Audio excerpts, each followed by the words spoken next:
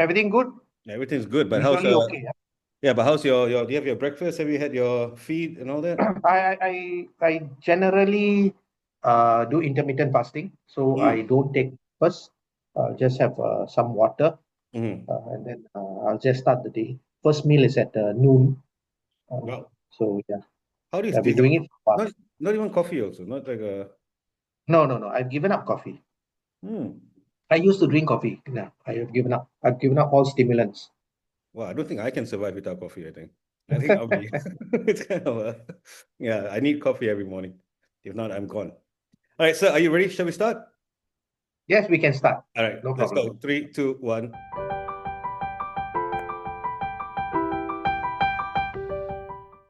All right, everybody, welcome to 84 Musings podcast. I'm beyond honored and blessed again today to meet another wonderful human being doing great things globally, not just here locally in Singapore. I have Mr. Rajah today, all the way from Odisha in India, who took some time out to sit with us today. Just a brief little introduction on Mr. Rajah. Mr. Rajah is the principal of World Skills Center, the senior accredited board director, board member and advisor of TomoWork, Riverside Secondary School, IMDA in Singapore, which is the Infocom Media Development Authority, a government stat body, and SID, Singapore Institute of Directors, and of course, a district councillor.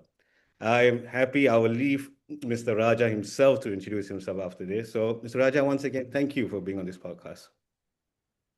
Thank you, Rukesh, for having me on the podcast. It's a pleasure to be able to share some of my thoughts Mhm. Oh, with great. you and the audience. Yeah. That's fantastic. So I think I'll just set the tone on what we're trying to cover today in this conversation. What we'll be doing is we're going to cover a lot about youth empowerment, impact, Yes. and more importantly, I think Mr. Rajah's story as well, and what he's trying to do with what he has, his storied career of at least about, I think, about 30 years now, sir? Coming to close to 40 years now. 40 years now. See, I was Yeah. 1 decade too little, yeah? Okay. Anyway, Mr. Rajah, I'll let you have the floor, introduce yourself, and let the rest of the Yeah. great community know what you're doing and who Yeah. you are. Sure. So, okay. Thanks, Rukesh, for allowing me to share. So basically, I myself came from the skills pathway, not the traditional academic pathway. Many reasons for this. Uh, Not that I was not a good student. I was a good student. However, circumstances, my father passed on early, Mm. and my mother was a homemaker, and uh, my sister was already in the university. So this situation was such that I decided to actually sign on to an apprenticeship, Mm. right? And those days, the Economic Development Board had collaborations with transnational partners such as Japan, Germany, and France. And Mhm. so I enrolled in one of these training centers, Japan Singapore Technical Institute, Mm. and I took on a mechatronics apprenticeship, right? So that particular uh, uh, was a 2-year program, and it was actually the first ever full-fledged mechatronics program anywhere in the world. That was Mhm. in 1983, right? The Japanese actually set it up in Singapore. So Mm. I did that. I got my industrial technician certificate, which in today IT would award the higher NITEC, Yeah. similar, Yeah. right? Then, of course, I joined the service and I was a development assistant and all that. And then I went on to the German Singapore Institute for a diploma in production technology, Mm. right? So automation, tool and die design, so on and so forth. I then continued on as a training officer, right, in the EDB training institutes. And I was selected for then a degree program in NTU to Mm. do my mechanical engineering, also sponsored, right? And following that, I joined back the service, became one of the lecturers, then moved up the ladder to become a manager, a deputy director, and finally the registrar of the Polytechnic, taking care of all the students, Mhm. right? And at that point of time, I also was contributing the social sector, Yeah. right? Uh, Singapore Indian Development Association as a volunteer. And Minister That's Indrani actually Sinda, that is asked me, Sinda, right, sir? yeah, That is Sinda. Sinda, yes. That's Sinda, yes, you're right.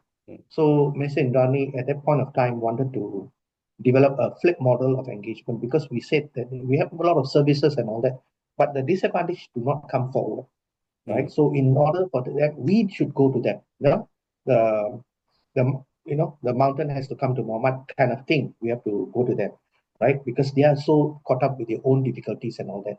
So she asked me to look at it. I looked at all the possible modalities worldwide. I connected with organizations in UK and all that that have been doing similar things for the Mm. refugee population, and I developed that particular modality, which has become a key differentiator for Sinda, and now a lot of our people are following it. It's called a door knocking exercise. Mm. In order to do that, I had to build a volunteer pool. So I built the volunteer the system in Sinda, right? I developed how to do volunteer training, recruitment of volunteer, stewardship of volunteers, so on and so forth, right? So that was there. I was there in Sinda for 4 years, Mm. and then I had to go back to the Polytechnic because I was on securement. Uh, but an opportunity cropped up. There was this particular the government project that Singapore was doing with the state of Odisha, Yep. and it was again to build up the um, youth, right, with skills, to build up the skills ecosystem in Odisha, which I thought was very interesting, and also for me to contribute back as India has a very large youth population, and really employment is not the best because they're not equipped with the relevant skills. So I thought I would contribute. So then I came over here as a principal of World Skills Center for uh, a deployment of 2 years, which will be ending early next year. So Mm. that's a quick Sorry. summary of my journey so far. Yeah, it's very Yeah. interesting, sir. But just I have to ask this question.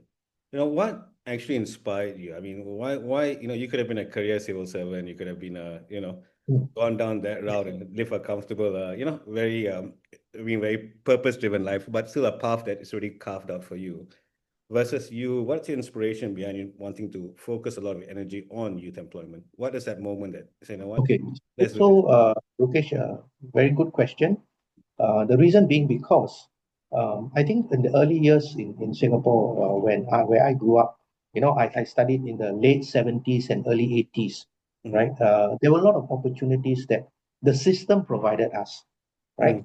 Mm. Uh, Even though, I mean, Singapore is a meritocracy, and at that point of time, meritocracy was largely defined by academic meritocracy. Mm-hmm. However, there were still opportunities, like for the pathway I took from taking the skills development pathway. The system has the porosity for us to transverse, through that particular system, like how I did from skills onward to the university and so on and so forth. And because Singapore holds very true to its heart meritocracy, I mean, in all dimensions, right? Mm-hmm. Even though it was not so articulated back then. Now, I think the government is articulating it strongly that, you know, uh, they used to call it, previously a single peak, Yeah. right? Mm-hmm. Mountain with a peak, and then you have to climb the peak. But Mm-hmm. now what we define is that it's not just a single mountain, but it's a range of mountains, right? So you can choose whichever mountain you want to climb, right? Be it in sports, be it in music, be it in another direction, entrepreneurship, Yeah. and it suits the particular person. You choose your pathway and you develop yourself, and you excel, Mm. right? So for that very reason, of what I have gained from the system, I'm very keen to then pay it forward, right? Mm. So youth development is something I hold very true to my heart. Mm. Yeah. But is that but thank you for that. So but is that really a reality for youth? I mean that No, multi-track so approach of yeah. again, you are spot on, Lukesh. You're Mm. spot on. So again, policies can be policies, Yeah. right? But the most important thing is on the ground, are there people that can facilitate the implementation of the policies, Correct. right? Mm. Yeah. So the intent can always be there. They can write very nice statement, motherhood statements and all that. The intent can be there. But the execution has to be strong, Mm. right? And that is why people like, I have paid particular attention to be a part of that implementation, Yep. right? On the ground. Mm-hmm. And we need more such people to come forward to say that, I don't have to sit up there in that ivory tower, be the policymaker, be the politician, be the permanent secretary, or so on and so forth. Yep. But I can still be on the ground and assist in the implementation so Mm-hmm. that no one falls through the crack. Yep. And this has to be a concerted effort because whatever you say, there is a unique circumstance for each and every individual, Mm-hmm. which policy only addresses 80%, right? There's always that 20% that you will have to look at a curated solution. Mm-hmm. And that's exactly why even in Sinda, where Minister Indrani articulated this, because we have so many services, so many schemes available. But you need to go down to the individual family and curate that solution for them. You need to wrap around the various schemes and then curate the solution. So again, that's when the door knocking exercise came about. So Mm. similarly, like these educators like me and many of my also colleagues and in other institutions, we realize the teachers on the ground make the difference, right? Yeah. In the classroom, because you do not know the specific situation of the child, the family background, and whether some other augmentation of services need or help need to be given to that particular students. Mm. It will be available, right? But somebody has to put it together, right? But If it's not, also, Prof, just yeah, just to push back on this one, because I do believe SINDA gives priority only for students with academic inclination, not necessarily in a sporting way. Only after you become famous, then of course, then SINDA will jump on your back. But mm, they're possibly giving low income because that's been happening for years. I think the bursaries and yes, correct, there's nothing unique. There's nothing new that we have seen so yes, far. And this bursaries only goes up to I think pre-university or up to university. I think. yeah. And, So and it's maybe only I can say, yeah, yeah. go Let ahead, me just Rupesh, wrap up. and I will clarify. Yeah, but I think they only primarily focus on students with potential academic growth. It's not really focused on what you said earlier on the multi-track purpose, where you can be a Yeah. sportsman, an artist, and So I need to clarify, yeah. yeah, because I think a lot of people don't have a misconception about what Sinda does. Mm-hmm. And I can tell you that one of our strongest focus is really the ITE youth. So we Mm-hmm. do a lot of work with the youth in ITE because what we need to do is that, you see, Sinda's focus is on academics, but it's not for the high achievers. The high Mm-hmm. achievers, we know they will take care of themselves. So really, the programs in Sinda, for example, the step tuition, is really focused on people that cannot afford to have tuition. So Mm-hmm. we offer it at a low rate, and we get tutors that are generally also teachers. Teachers, yeah. So we want quality tuition at a very good rate. Now, we also realize that even then, many of them will not excel and may take not so academic pathways, but more practical pathways, right? Like IT and all that. So we also focus a lot on building up their resilience and their focus in order to complete their program, right? So the Sinda Youth Club, which I was an advisor to, Mm-hmm. does a lot of the ITE leadership programs, IT programs to keep the students in ITE to complete their program. Now, we know that the critical thing for us is that a student completes the program because that's the difference between a guy who can get a job and a guy who will get a lower paying job, right? Because if let's say you have a NITEC or higher NITEC, you can be employed in a field that you are trained in. But Yeah. if you drop out, what's going to happen? You only have your last academic qualification and you will be just a general worker or whatever it is, Mm-hmm. right? So this is our focus. And we know that it's not just the academics that determines whether they succeed. Academics is one part of it, but it's the belief in themselves. So a lot of programs are like, for example, the SINDA, the youth division does the football program. So Mm-hmm. we bring students in to do football every week to build up their confidence.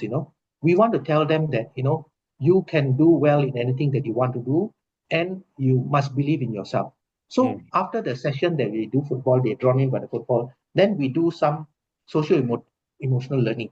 Yeah. So we'll bring a speaker in to talk to them about certain things and all that. So it's about constant engagement. We don't want the youth to be disenfranchised, Yeah. and that's our focus, right? They have to, and this is true for all youth. If they believe in themselves, if they have resilience, right? If they have purpose, they've set a goal for themselves, let's say the North Star that they want to reach, they can fumble along the way. That's fine, Mm, right? I mean, you can take a different pathway, you can fumble, you can fail, you can decide to do something else. But again, if you keep yourself focused on that North Star, you will reach there. So this is actually, I think, the primary thing that we need to be there for them, because mm, sometimes their families are such that the lower income families, the parents may be doing two jobs, they don't have enough time to engage their kids, so somebody else has to be there, yeah. and that's why I also rolled out when I was in Sinda the youth mentoring program, Mm, right? So we match mentors with them, and then we follow them through for a certain period of time. mm. That's great. I think there's a new initiative in the government level called Mentoring SG, I think. That Yes, yes, yeah. I was part of it in the from the start, and in Mm, fact, the Sinda's model was taken as something that they could template, yeah. write on, Yeah. because what we do it in a very serious way. Mm, I will train the mentors, brief the mentors also, and we have a set of curriculum, sort of a flow that they have to follow, and mm, so that it becomes easier. So it's they get to know each other the first session, and then later they talk about the youth plans out what they intend to do. Then they follow through with them. So it's quite in a sense it is curated in a way that most of the dimensions are covered in that engagement that the mentor has with the youth, so that it's not too loose. correct. Yeah. But also, okay, let's okay, Sinda aside, sir. See, Sinda is a very localized things for Singaporean. Yes, correct. Singapore. Okay. Let's move to something that's slightly bigger, the bigger picture, globally or even regionally or globally for this matter. I still feel like today, this is my hot take for this little podcast. Sure. I still believe that we are products of our society. I mean, Yes. youth, right? I'm slightly out of the bracket that we discussed. I think we spoke about youth being anywhere between the age of 18 to 35. 35, correct. Yeah. So I think I'm a bit outside that bracket, but I still think a lot of thought processes have not changed from our parents' times to where we are. Yes. So being raised in a family where it's quite orthodox, where if you don't go to uni, you'll not get a job. If you don't go and do certain Yes. things, so that they're very orthodox thought processes. Has Sure. that evolved, sir, in your opinion, since I mean you've done So, this so for I think it has, you see, it has evolved to a certain extent, mm, and there is a lot of public engagement that needs to be done mm, for it to evolve. And not only public engagement, but actually at the employer side also. If they don't pay commensurate to the skills, right? For example, a skilled worker, mm, like in Australia, a mm, tradie earns very good money. So it's respected, right? yeah, But over here, we have artificially depressed the pay of the skilled worker. How mm, have we artificially depressed it? Because we have augmented it with foreign labor and we don't pay them commensurate to what the skills are. So this has been my bugbear. I've also spoken to politicians about this. I see no reason just because you're a migrant worker, and if you're a skilled person, for example, mm. a technician or whatever, you should be paid according to what you bring to the table, not because at a Yeah, lower rate. And once sorry, but it's that's paid at a lower rate, it overall yeah. depresses what employers will be willing to pay a local also. So this, and then this skilled pathway doesn't become so viable for the youth, right? Because the pay is depressed, and this is artificially depressed. But I think I've had this conversation many times as well with the Lee Kuan Yew School of Yeah, Public Policy. Many times I've had this conversation about matching pace with with other people. But the overarching argument I always get back is Singapore is no longer a manufacturing based economy. We're no longer we have transited sure, to a knowledge based economy, and we sure. can't afford our human capital to be a under equipped, to be b no not on a skills factor but more on the knowledge side of things. So the Yeah, constant drive on a policy level is to push them to make sure they at least get, at least an ITech or a yeah. poly diploma. So So, I have yeah, a so few that's what so counters to that that keeps, yeah. argument. No, but Yeah, that keeps the economy competitive for the yeah, Singaporeans and that sense. But it also keeps us, because the lower skilled jobs that is now they always classify white collar, blue collar, rubbish. Yeah, So they want to keep that status quo going.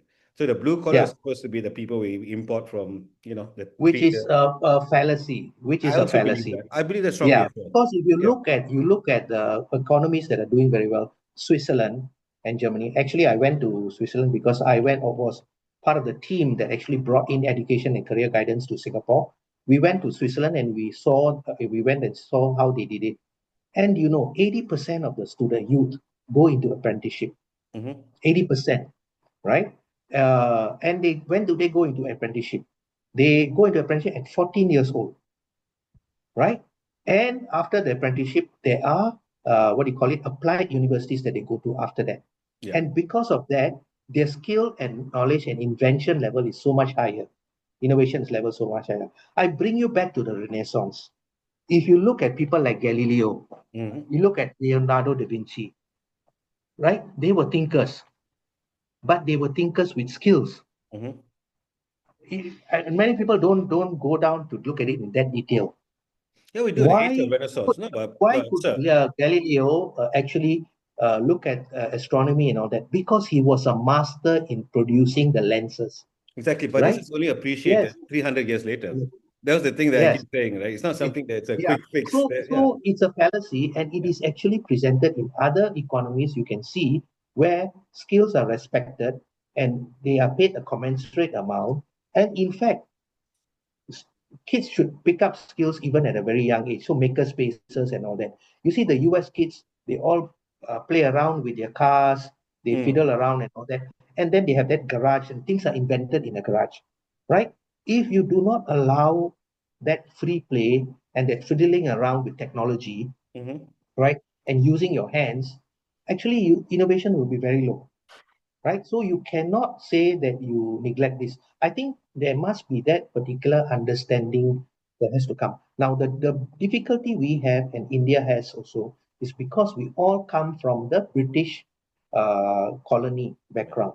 Yeah. And the British colony background, the focus was very academic, right? The pathways. Whereas the Swiss, the Germans, and all that, they have a very evolved skills ecosystem, Mm. right? Which partnership with the industry and the chambers of commerce and all that, Mm. right? So we don't have that. But I think the recognition is coming, right? But the steps we are taking may not be uh, as quick as we would want it to be. Yeah. Now I come back again to this making the um, jobs uh, in other arenas, right? Blue collar jobs to be viable, right? It's really having pathways, career pathways in the blue collar job. And it is present in certain industries, not that it's not present. Some industries which are regulated, the skills pathway pays very, very well. I Mm-hmm. give you an example, and traditionally, and even in Singapore, Mm-hmm. MRO industry, maintenance, repair, and overhaul. You cannot touch the plane until you are certified. And you have to go through it, and they don't use big titles. Mm-hmm. You are basically a licensed aircraft engineer, right? And then you move up the rank and you paid very well, Yeah. right? It's viable. People fight for a career in that area, right? So why can't this be also done in other arenas? Sometimes it's because we take the cheaper and convenient solution, right? Which may not be helpful. For Mm. example, if certain other engineering industries are also regulated and certified, then the companies will have to pay for the skills, right? So sometimes it's tied in hand in hand, Mm. and you can see I'm going to touch a very touchy area. That's Until okay. Go for today, it. That's why we're here. yeah, Go for it. until today, Mm. we are talking about transporting workers at the back of pickup trucks. I mean, in which civilized country will this be tolerable? Mm. And they can answer this in parliament with, with answers that cannot be, it's really irrational, Yeah. right? If you force them, the contractors will do it, right? Yeah, it's true. Because they know they can get the easy way out, so they do it. And they will always go to the politicians and tell them, no, it's going to be very expensive for me. But you can see what margins they make. It's about just keeping the money to themselves, right? Exactly. Well, So I I mean, agree with you. Yeah. sometimes, we have to take the hard stand. Like I think one of the problems that has recently come to the fore is that we have actually we did not pay attention to the vaping situation until it's become quite bad, Mm-hmm. and now we are trying to unravel it. So some of these things actually, uh, you have to address it early, or else it will snowball. Mm. Now that since we're on the topic, I think I've got about 10 minutes left with you, sir, but I'll do a part two with you after this. But I want to ask you a question, but I think I don't ask you the future and the big picture. I want to ask you a simple, straightforward question that I think is worth answering. Is there a difference between male youth and female youth and the way they approach their life cycle or their growth sectors? Or is there a huge difference Very, that very when you good think, question. yeah, Very good question.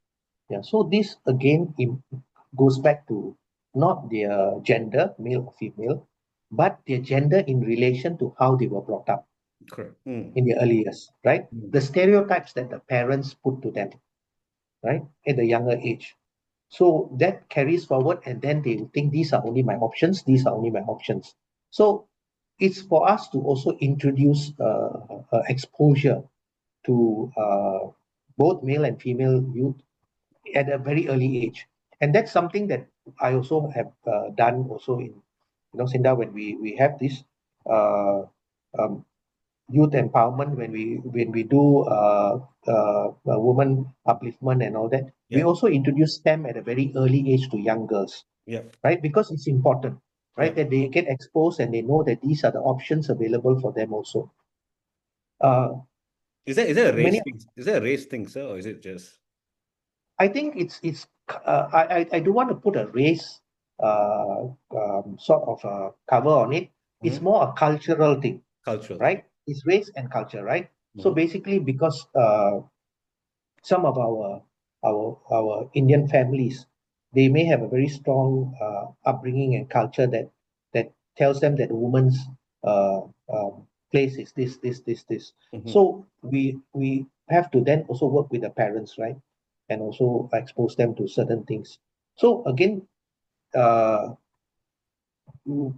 it's not because of race, but it's because of the cultural baggage that they have, the position of the woman, what is her role. But mhm, this is changing, I think, very much so, mhm. right? But it may not be the case in uh, communities like Odisha, Yeah. because really they are starting from a different starting point. So it's also important for us to work here on this area, and the government is doing a lot. So they insist that 30% of the technical educational places be filled by female, and I think they've made quite a significant movement in this area. So Mm, it's really coming back to this is really that understanding uh, what currently is at play, right? Knowing that there is things that we have to work on, and consistently working on these things, not just at the policy, but also at the implementation.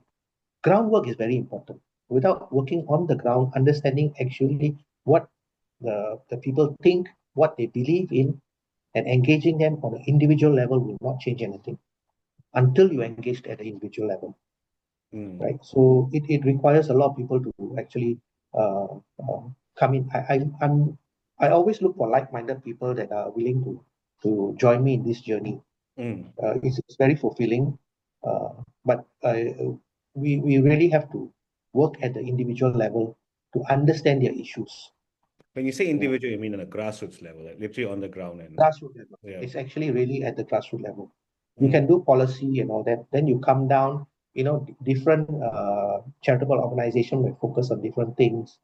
But when you go down to the ground, that program officer has to individually work with the families, right? And mm, sometimes that charitable organization mandate is only to do one part.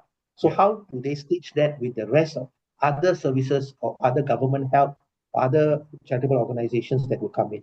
You see, I told you about the door knocking, right? yeah. And now uh, uh, MSF has also then understood this, and they've introduced I the was about family to bring coaches. up MSF as well. You Yeah, read my family mind. coaches, Yeah. right? Mm-hmm. Yeah. So now it's a family coaches. They're doing it at, Mm, so a lot of the services that like Sinda did, or some of the self-help groups or the charitable organizations were doing, they were doing it a little bit ahead of the curve.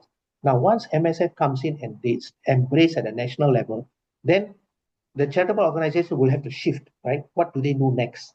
yeah. Right? They cannot, yeah, because nationally these are already addressed. So then how do they come in to fill the gaps in different areas? Mm-hmm. Right? They were filling the gaps really in some areas, but government has realized and they have seen the results, they've come in, they've done it at a national level, then you move, right? Mm. So it's always constant working with each other, having that conversations, you know, understanding But the do you think needs and do you think this. Singapore is a gold standard when it comes to this, or do you think Singapore is a bit of a way to You go? see, yeah, I think we are good in certain areas. We're very pragmatic. It's also about the history of Singapore. We started because the goal was really, giving people good jobs and all that. So the focus was really on employment. And Mm. if the GDP is high, everybody will benefit, right? Now the realization is that it may not be the case because some people come with certain other difficulties. So socially also we will have to help, correct? Mm. So we started in a different mode, so we are playing catch up on the social side, Mm-hmm. right? Whereas we're very good at the economic side, Yeah. right? So it's the how a country developed. I think Mm. in the starting years when we broke off from Malaysia in 1965, there was no choice, right? We didn't have a hinterland, we had nothing, so the priority was jobs, jobs, Yeah. jobs. Yeah. Yeah, so that had to be fixed, right? And Mm-hmm.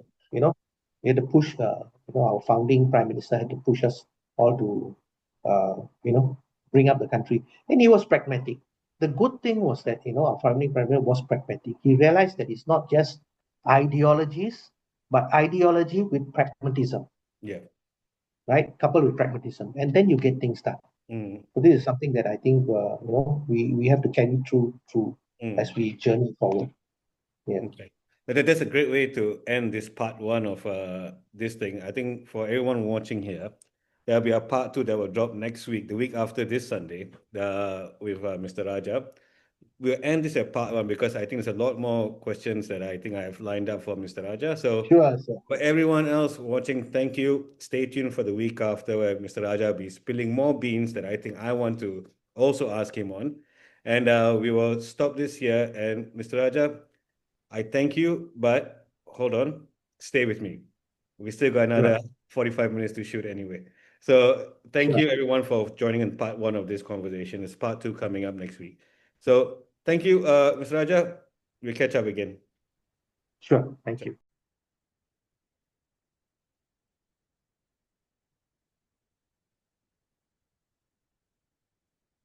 Hi, Mr. Okay. Rajah. Welcome back. This is our much Yes. awaited part two, I think people might be asking Thank about. you, Lokesh, for having me on again. Yeah, Yeah.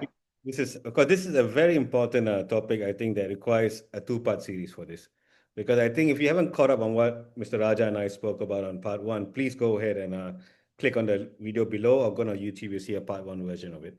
So, Mr. Raja, we're carrying on from where we left off, right? Sure, sir. So what we are looking at today, we discussed the idea, or we are discussing the idea of gender or race in the empowerment Sure. process moving forward. I think that was Sure. eloquently put across by you that there could be cultural references, not necessarily just race, right? But moving forward, some studies have shown that males have kind of decreased in number of university applications versus women, ladies or girls. That's a Yes. global indication that I've noticed that men have kind of dropped off that higher learning process versus women have now kind of increased those numbers. Do you think there's any particular reason behind it, or do you think it's just purely the fact that Okay. So there men are have lost many their way? reasons. Yeah, there are many reasons for this, Mm. and you have to look at also the developmental stages of the different genders. Mm-hmm. Generally, the females traditionally did not, because parents and all that did not need say that their daughters needed to study so much, and they were not encouraged to pursue higher education. Then there were a lot of males pursuing higher education, right? Now, when both genders are actually equally participating in the educational field and progressing, there is actually a science behind it where uh, uh, males actually develop slightly later, Yeah. right? And if you start to filter them at an earlier age, the males will not perform so well, Mm. right? So, generally speaking, at 12 years old, females would have maturity and development. So, and generally they do better, like marginally, right? They Mm. do better in the national exams and all that.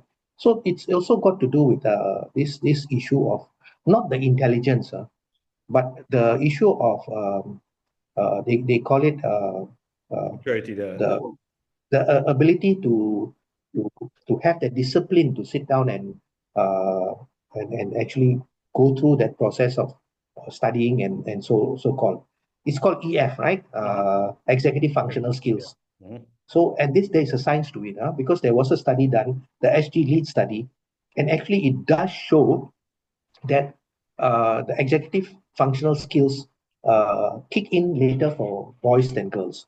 Yeah. So again, so the if you look at a longer uh, uh, horizon, the males, even if they don't at that particular cutoff age, you have more girls entering higher education. The males would have maybe done something else and then go on to do their education, maybe continuing education and so on and so forth. So I think there needs to be the understanding that you need to take a longer window to look at this. Now, But no, but no, uh, but this, I mean, the science of it is, I think, is quite clear. The science has been there for 50, 100 years now. But I'm just yes, asking why the numbers, like say from the early 60s, 70s, 80s even, yes, where there are 80% of men who graduated from a university and 20% women. And today in correct. 2020, from 2022 onwards, it's always 60% women and 40% men. Yeah, This is so it's a global yeah, impact. so It's that's not the a thing. country. Yeah, so that's the thing because Mm. it globally also, Yeah, right? global It's not impact. only in Singapore. Globally also, Mm. women were not encouraged to yeah, even in the US there was the suffragette movement. Correct. Only then they understood it. Mm. So it will, due to the brain science, right? Mhm. If they are equal footing at the shorter horizon, you will see more of if you do a study on the age, certain age, you'll see a larger representation of female if they are given that equal opportunity, right? Because it's just part of how the development stages going. And if you have systems like in Singapore where you have the PSLE and cut off at a very early age Yeah. to do the streaming, yeah, it doesn't help. It doesn't help. I've always been But why saying why that the the filtering sudden cannot be drop off done all of so a early. sudden, sir? Why the sudden drop So off? it's not a sudden thing. I think we have to say that it has been progressively going on like this, Yeah. right? And also, I think this measure also is not a measure of success or not. Success must be measured at a later stage. So I think we are always looking at statistics wrongly. We're Mm. looking at statistics at that point of time and saying that this is okay, 60%, 40%. But no, you take a longer window some and then you see that the males would have maybe gone on to other fields because kinesthetically they are better, so they may have taken the skills pathway and they'll do well in that also. This is just a measuring of the academic pathway, Mm. right? So I think we have to have that broader view of all this, right? Now to come back to this thing, SG lead study of the executive functional skills, and it also showed that the Chinese children develop their executive functional skills earlier than Indian kids Yeah. and Malay kids. Mm. Now, it has got to do not with genetics, but with the way that You're right. uh, Indian family and a Chinese family and a Malay family they raise their kids. Correct. How is it? Because we tend to uh, love our kids so much that we do a lot of things for them, Mm. and that doesn't help the executive functional skills developing. I'll give you an example. We feed our kids, Mm. right? So the responsibility of eating is not there, right? You feed them. Now, in a Chinese family, the child most likely would have been put there, food put in front of him, and also taught to use the chopstick at an early age, Mm. right? So all these things actually develop executive functional skills. Executive functional skills is that I'm responsible. I have to pick up these skills. I need to do it for myself. Mm. That's executive functional skills, right? So when you develop executive functional skills early, Mm-hmm. then when you go to the early age of schools, you can sit down and concentrate, Yeah. right? Yeah. So that also develops how determines how well you do. Now, Mm-hmm. having said that, I'm also not a proponent of saying that this measure means that it is right or wrong, because there's also this other thought that the Finnish are like this. They say you don't formally teach a child until 7 years old. You're not even allowed to teach a child how to read or write, because they want the child to explore, learn, and do a lot of other things before they get formally trained to do something. Mm-hmm. Why? Brain science again, right? If a child explores and learns things, the neurons are forming. The neurons form in a mesh, right? Because you're not a fixed pathway. You make a mistake, you learn, all that. So the neurons, the synapses and neurons all become a mesh. Mm-hmm. Now, the higher the mesh, the better the development of the brain, and the more your capacity increases, right? So if you And teach your is child that too early, no, but I'm not a father, sir, but I have a niece and a nephew. But then wouldn't that be the reason why I believe Asian kids or kids from Asia are academically more inclined versus kids from the West who are slightly more creatively inclined, where innovation yes. So happens it's it very, it, it, it all yeah. yeah. So it's important that all of us understand this, and really these things need to be implemented at a very early age, because the you see, and the government has realized this, and that's why they're saying primary one, primary two, they don't really teach, no exam, right? They just go, and they tell the parents, don't give worksheet at all a young age. Let them explore, right? There is a reason for this. However, culturally, we are the Indians, the Chinese, and all that. We are come from a very old society, Yeah. much older than Western societies, 2,000 years old, right? And even in China, there was that Mandarin system. Everybody studied for that exam to get into the Yeah. Mandarin and all that. And even in India, the scriptures were studied at a very young age, and then you progress. And then if you are a very learned person, then you are very respected. So that's the there's some cultural nuances behind it. But we need to understand it and know that these are the issues at hand. I Mm. always say this: there's no perfect one answer. You need to understand every part of the equation, and then curate it to the um, um, Yeah, ability that, best for that yeah. particular situation, Yeah. right? That means having what we have in Singapore, because of largely Asian based and also coming from a British system, very academic, we are doing a shift, but we have to do that shift in a certain way. We can't just throw the baby out with the bathwater, right? There are good things also there. So this is something, but parents need to be able to understand this and understand the science behind it, and Mm. also, you know if we inform them, then certain things can be taken into consideration. And that's why the MSF family coaches thing is very important, because Mm. they go in, they give the parents with the ability of the parenting skills. you know Yeah. they are actually parents who have raised kids before, so they can guide them and give them. And we're not going to prescribe a solution. It's Mm-hmm. never good to prescribe a solution, right? Because we want people to find their own way, right? And the diversity also then helps us have different people developing in different But skills. okay, but this is again something that another hot take that I have, and I think we spoke about in the phone very briefly. Yeah, I believe since 2014 to about 10 a decade now. Yeah, I believe the reason why men have kind of dissipated or kind of not taught critical thinking, kind of not utilized the fact that higher learning matters. I think it's because I think of the leaders they look up to today. From your Okay. YouTube stars, your Andrew Tates Yes, yes. to No, your I don't think you're wrong, Rakesh. I yeah. think you're Let spot me let on. me let me let me land my plane first. Yeah, I just took off. I got to land this plane. Yeah. So in case yeah. people hearing me might think I'm a dinosaur or something, but I think it's a I think it's a rise of things like your Bolsonaros, your Trumps, your Modis, your whatever. Where critical thinking, thought processes doesn't matter, but you can still be successful, rich, famous, whatever that a young kid will aspire to be when they're 15, 16, 17, Correct. is seeing the leadership thoughts, the leadership traits, the kind of traits that they look at or shapes their Correct. minds from things they consume on media, right? Because every kid's got a Yeah. phone. Yeah. Yeah. Agree. So my thinking is that that's why I see men have gone completely down the spectrum. It's a very simple sociology question. It's not so much about the fact there's Yeah. a cultural element, but there's sociology as well behind it. I think a social aspect that, you know what, kids, the highest aspiration for a man or a woman nowadays, it could be an OnlyFans woman or it could be a YouTube star. Yeah. It's driven by fame and money.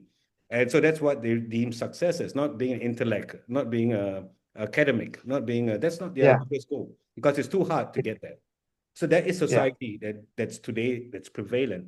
Yeah. And now going back to the question I want to ask based on that topic alone, is that is there somewhere we can say, you know what, turn your internet off, study, build your Mm. skills. Like Nelson Mandela once said, kids in So, university are not there to so fight the yeah. system, but to think. Yeah. So again, Lokesh, very interesting, but multiple dimensions to your question. Yeah, exactly. Firstly, we have to go all the way back and say that uh, I think it lands on this role modeling.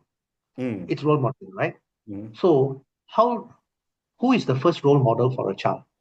Probably their parents. Right? The parents, right? The father or the mother. Mm, Now, for many cases that in families where the parents, for some whatever reason, are not the role models because they may be absent parents due to working double shifts and triple shifts and all that, and struggling with a lot of other issues. So then the children will look at what is available out there as a role models, right? So again, that's why I said what we have done also interventions is really having good role models for the kids so that they can understand and learn from them. It's the engagement that the child gets, and where does the child get that engagement? It happens now, right? The internet is everywhere, and they have a smartphone, and really they are seeing it most of the time. So that's their engagement and over now really the authoritarian leaders have come to the front, right? Largely also is because populations have been dumbed down, correct. right? Generally the dumbing down of the population is something politically people have done for expediency, right? So that they can do this controlling mechanism, Mm, right? So it's something that has to be addressed, right? One way is to engage the youth with good role models so that they can see that. And also the role model, the communication of what is your value system at a very early age, right? So even if you have an authoritarian figure, right, and doing all this and gaining success, now if your value system does not align with that, you would not think that that's the right thing to do. But this value system again comes in at a very early age, and then but values then cannot again, be taught. Again, values cannot be taught. yeah, but sir, but Values then has that to comes be again with values have to be caught. Wait, let me yeah, but finish.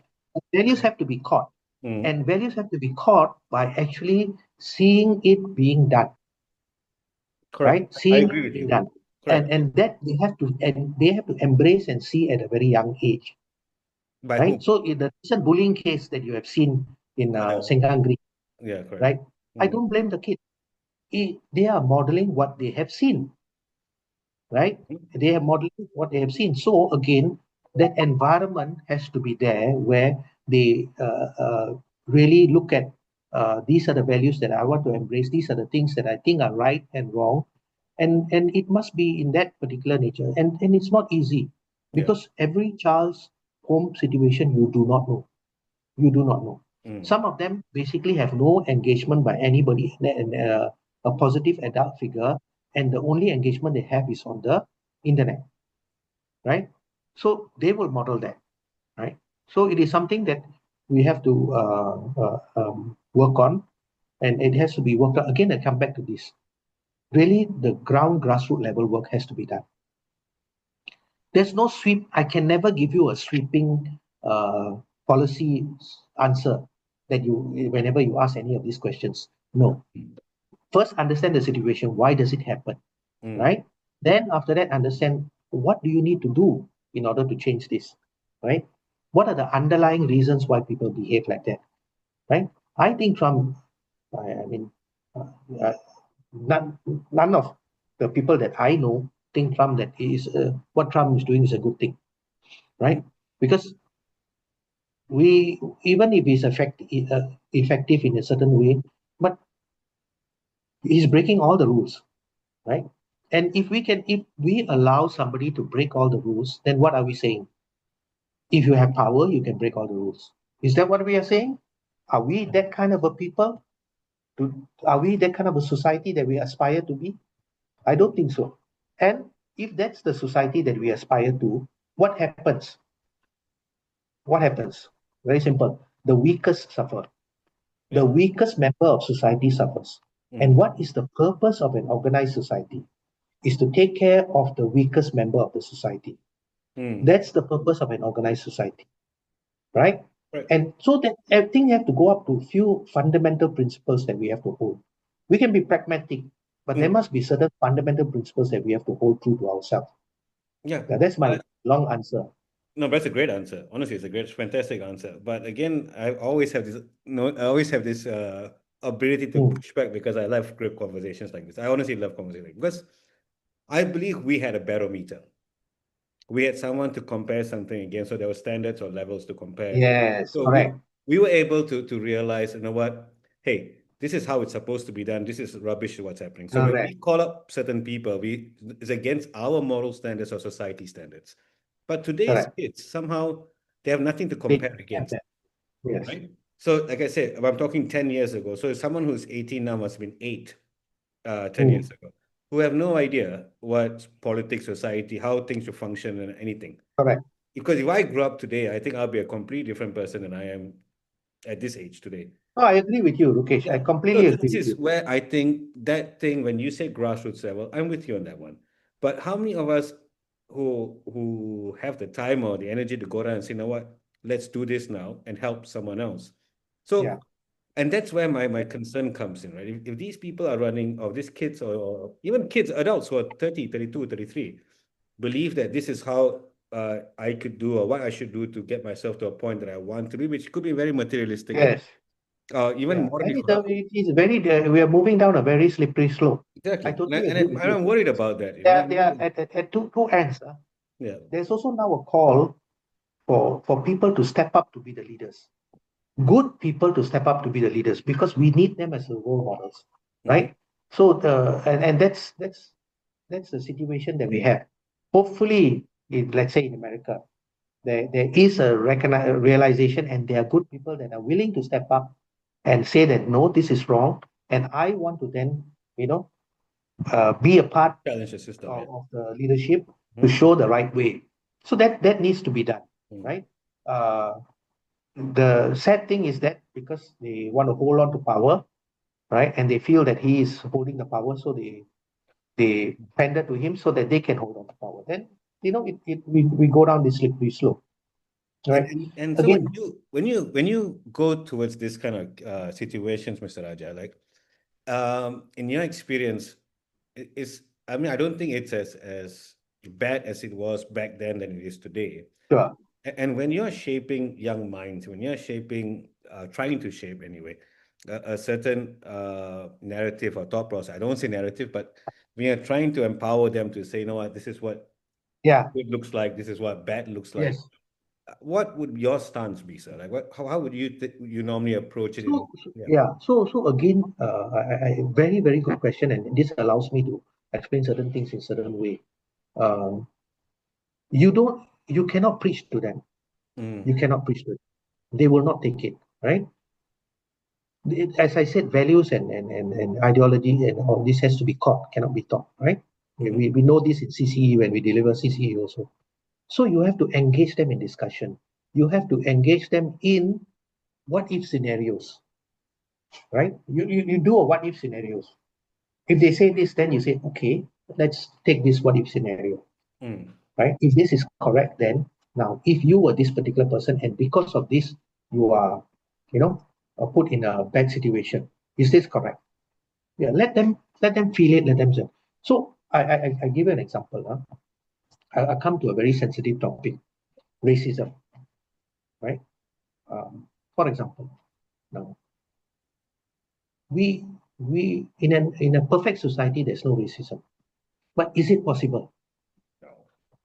It's not possible because there is the unconscious bias of everybody, right?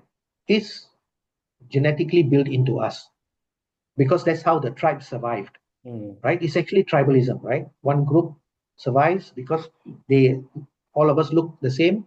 Then we go against somebody that doesn't look the same. So then this particular uh, we are hunter gatherers. This particular area is ours, and then we have full resources. So Yeah. we drive the other tribes away, Yeah. right? So it's inbuilt into us.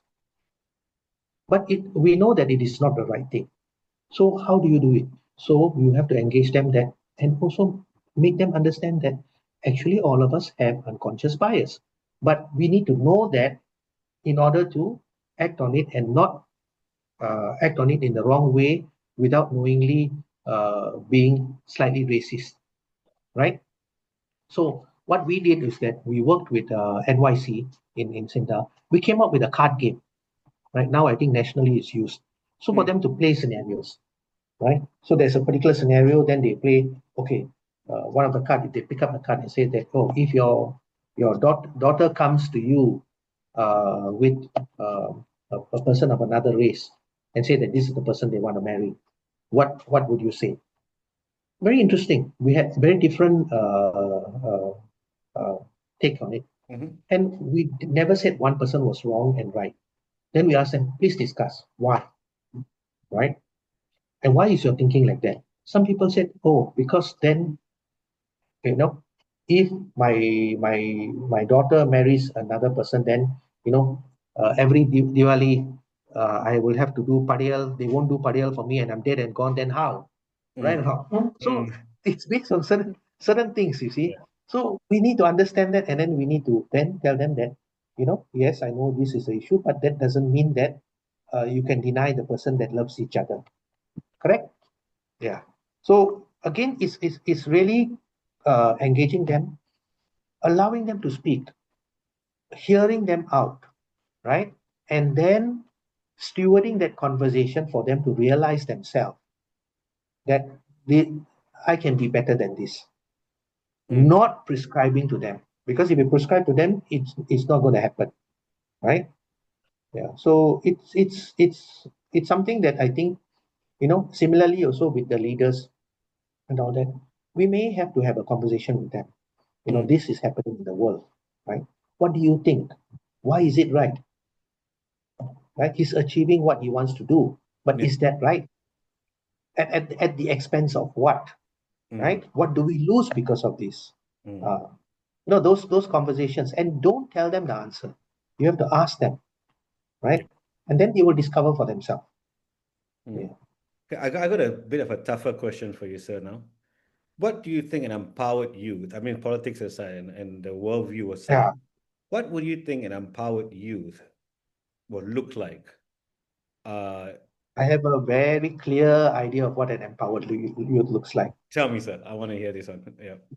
An empowered youth is one who has the confidence and the belief in themselves and their ability, and has not only passion but has converted that passion to a purpose in his life, right?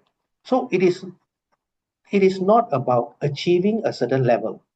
It's about being in that state of empowerment. If you are in that state of that empowerment, you have a strong belief in yourself, the Mm. confidence, all right, and you have a purpose and you know where you want to go. Now, a purpose is typically a North Star. It's not a particular outcome. Yeah. If it's a particular outcome, it's going to be very difficult. Mm. So generally, I want to, work in this area. I want to help people. I want to do this. I want to achieve financial success. I want to run a company, whatever it is, right? And having the confidence that they will work through the solutions to come back to reach wherever they want to go. That is an empowered youth. Not an empowered youth. I would not say the empowered youth is a CEO or something, a track star or whatever. That's not my take. Yeah. It's not a destination.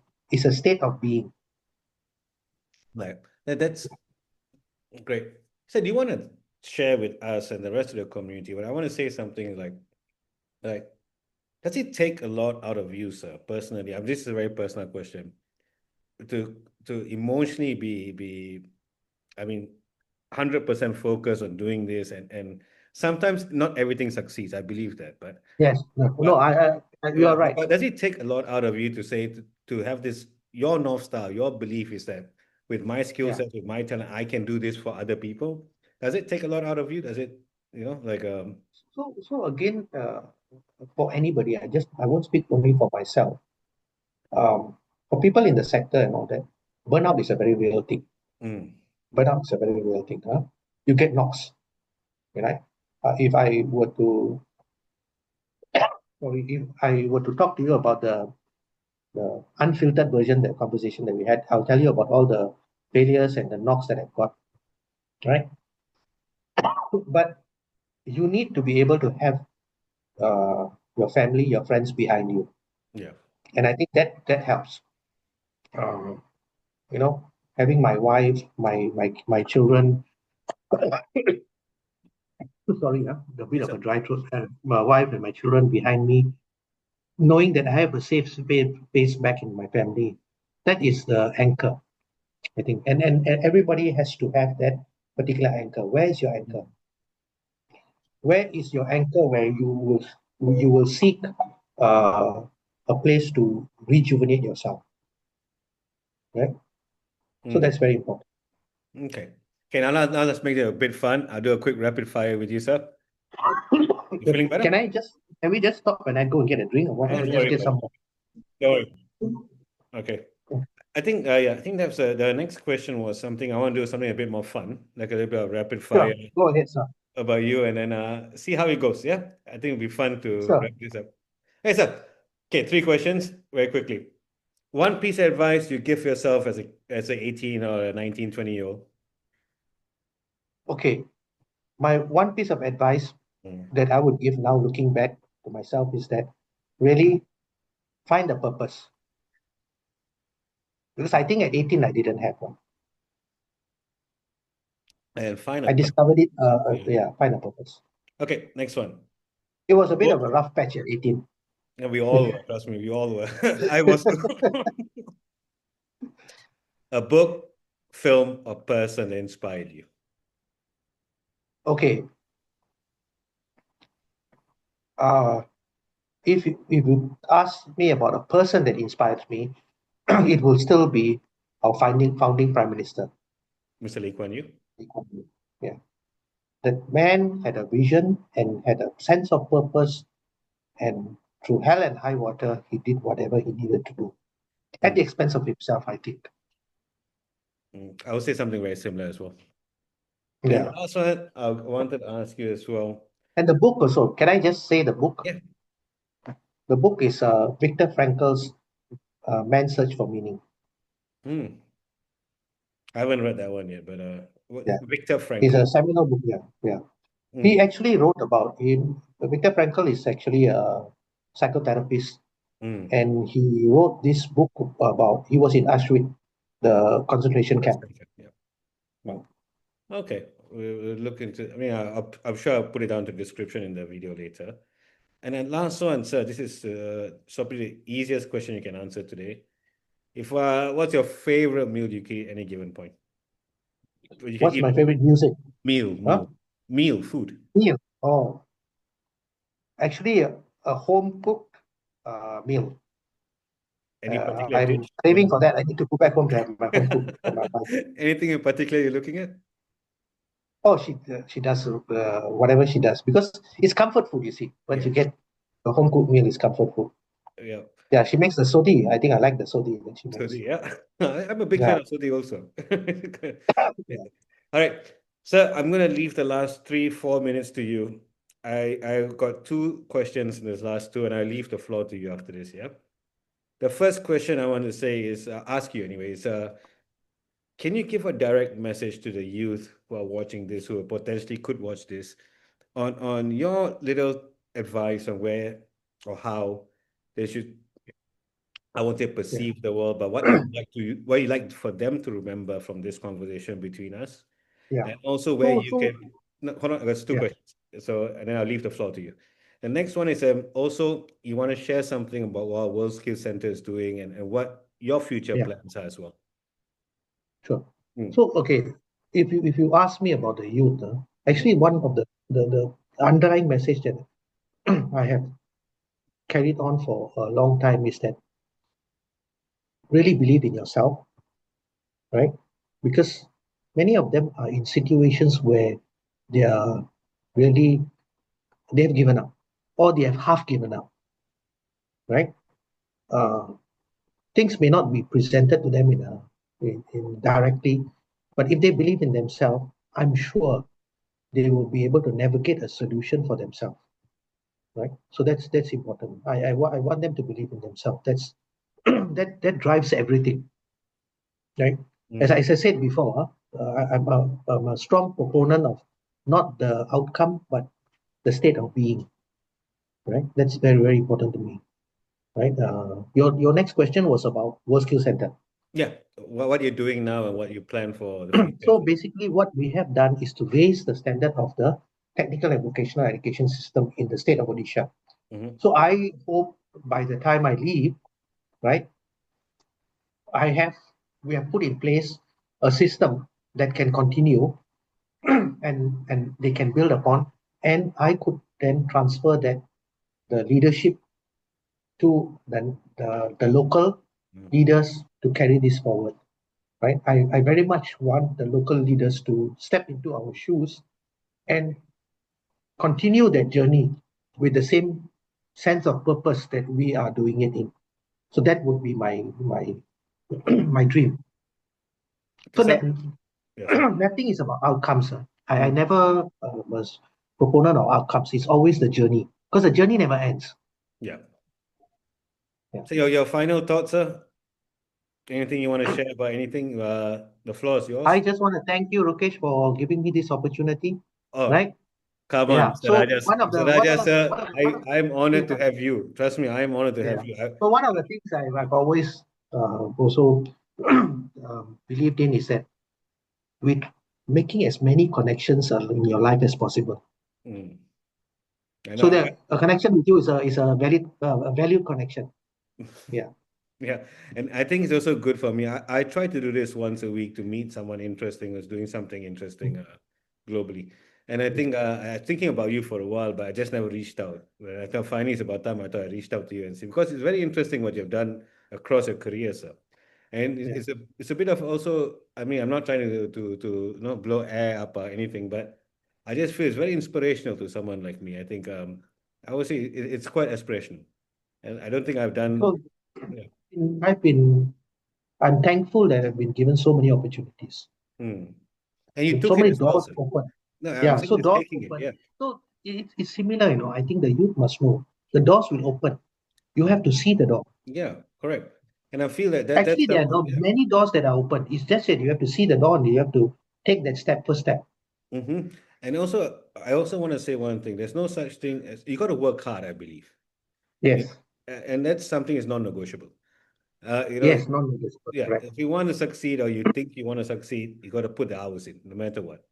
And No that's matter kind what. of Yes. my takeaway on this. And Mr. and whoever's listening is Mr. Raja doesn't normally give a lot of time to us, but he did today. Sir, thank you very much for giving me Thank an you. Thank you, hour, Lokesh. 15 minutes of your time. And I hope for the rest of you comment below. I'll put Mr. Raja's contacts or the World Skills Center's contacts or down in the description in the box below. And then you So can maybe, Lokesh, what you can do is you can put my LinkedIn handle, link him. Yeah, I will do that. so they can connect with me through LinkedIn, and then if they want to drop me a message, also go ahead. Yeah, Yeah, perfect. Yeah, I I think think I'll do that. because Is I'm there not on anything any else you other want me socials. to? Anything else you wanted me to put up? Oh no, sir, I'm fine. Thank you, sir. All right. So let's do Thank you that. so And much. then, Mr. Raja, you have a wonderful rest of the day. Let me go and You too, yeah. sir.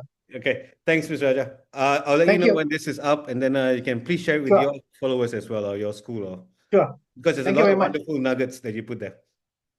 I Okay. hope what I've said is a bit useful. No, it's very right? useful. Trust me, it's very good information you put out. Instead of people reading a script, I think it's nice to people to hear you talk Yeah. because it Thank you means very you got much. a lot of value. Yeah. All right, Yeah. Rajaji, thank you Yeah. very much. Thank you. And I'll see you Yeah. soon. Yeah, take care. I'll I'll see message you. you anyway. Okay. All Bye right, bye. bye.